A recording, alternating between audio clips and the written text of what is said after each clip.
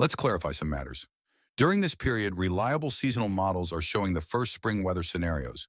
Clearly, since March is the first month of spring, we can consider predictions for the upcoming month to be more reliable, but they are certainly not accurate. Let's remember that when we talk about forecasts, we are not talking about certainties.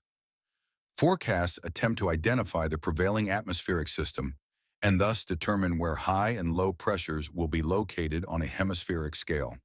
From there, naturally, specific weather and climatic conditions will arise. Now, it is clear that the seasonal model is unable to know, at this time, whether the polar vortex will have a greater or lesser impact on the atmospheric system. In recent years, to name just a few examples, the dynamics of the somewhat delayed polar vortex split have translated into late winter contractions of a similar nature. It has happened many times and by my own will that I have had to comment on strange springs. Let's say crazy ones.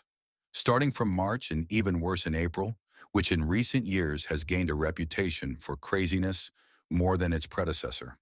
But not this year. This year things might go differently.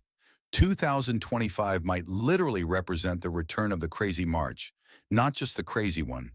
In this sense, we must say that the first seasonal predictions indicate this trend, meaning dramatic temperature changes. We might go from abnormal heat caused by passing but persistent African hurricanes to incredible polar outbursts, with cold that, at that point, will be capable of bringing us heavy snowfall at very low elevations.